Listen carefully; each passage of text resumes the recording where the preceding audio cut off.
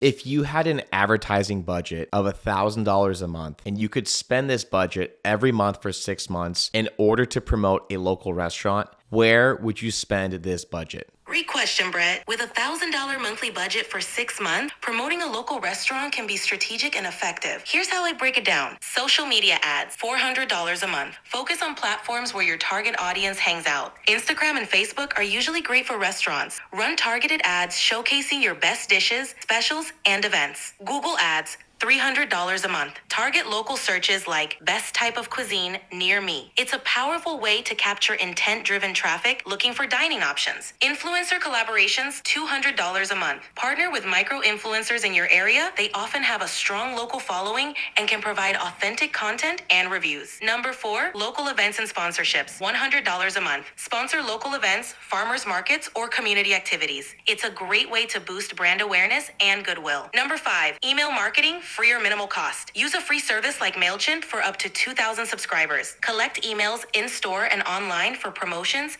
events, and loyalty programs. This multi-channel approach ensures you're reaching your audience where they already are, maximizing your exposure and building a loyal customer base. Sound good? Not bad. So just providing some of my personal thoughts about this. I love what ChatGPT is saying here. I like focusing online as a majority of the budget. Obviously, we live in a digital world. People look at their phones before they go out now when they're deciding on where they want to eat, right? I'm not a fan of traditional advertising. Some people say it works. I say it can work, but digital, in my opinion, is always going to outbeat traditional these days, right? Everyone has one of these in their pocket. I mean, guys, what are you doing? Number 2, meta ads are like you're going to a mall, specific agenda or plan, but you're just going there to burn a couple hours on a Sunday, for example. If you're like me and you're with your fiance or your wife, well, my fiance likes to walk into Sephora. So if there's a Sephora, she's going to walk in there. And if you're like me, I have to eat like every couple hours. I just eat a lot in general.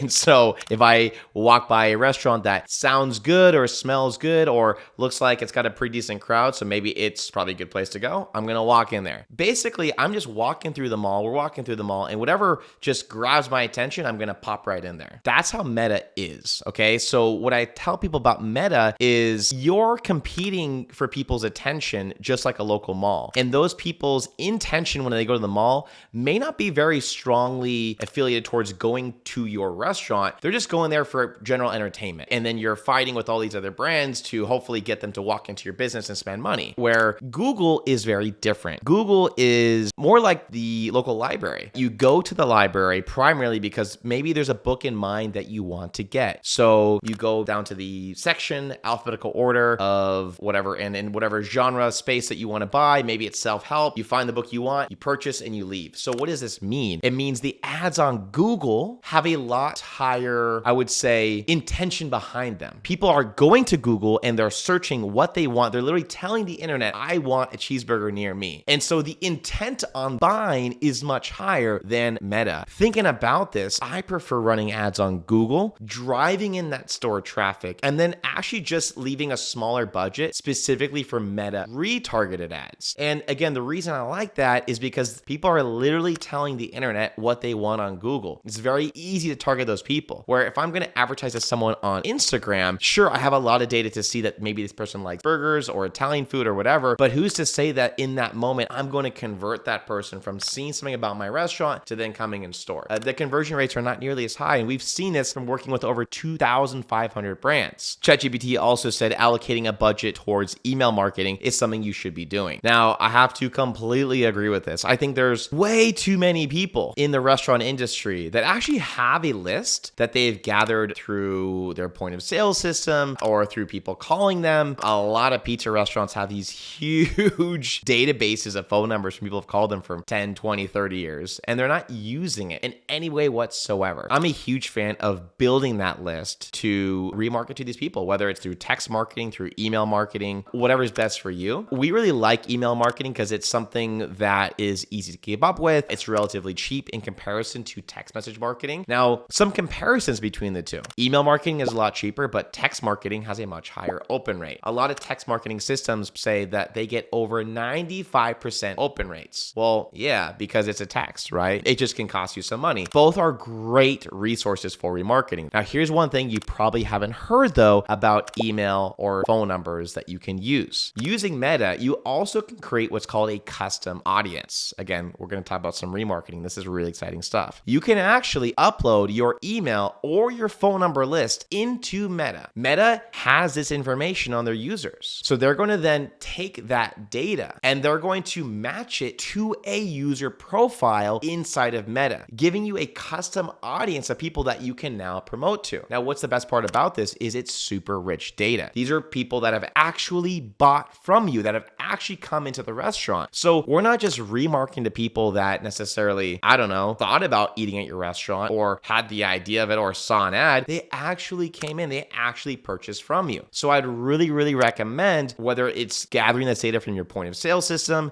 maybe you have some kind of online ordering service you use, to whether it's email, text message market, or retarget them across Meta ads online. It's a really effective tool. The last thing I want to mention here is some people might be watching this video and they're thinking, hey, this sounds interesting, but I don't have a list, right? I've never gathered a phone number. I've never captured an email, and that's okay. One tool I'd recommend is our tool called Dishio. Dishio is a software product that we developed. We launched about a year ago. We've already helped tons of brands do this, but essentially what you can do within Dishio is you can put a QR code at every table in your restaurant, or if you're a QSR, at the front when someone's ordering, or on a window if you'd like. That QR code can be customized to be anything from a digital menu, a funnel with an opt-in for some type of offer, the landing page. It could be a landing page to promote some event you have, an offer you want to give out, or even your loyalty program. The beauty of our tech is the moment someone scans that QR code, we collect that customer's data that can be used to remarket across different online advertising platforms like Meta or Google. Or if there is an opt-in, like a phone or email opt-in, you're then going to capture that first party data. So what I'm getting at is, hey, ChatGPT, not a bad job with describing how you would spend $1,000 in advertising. My just couple critiques to that would be what I just mentioned. If you need help building a list of customers and retargeting to those customers, guys, I got to say Dishio is the best product on the market to do that. And if you have any questions about Dishio,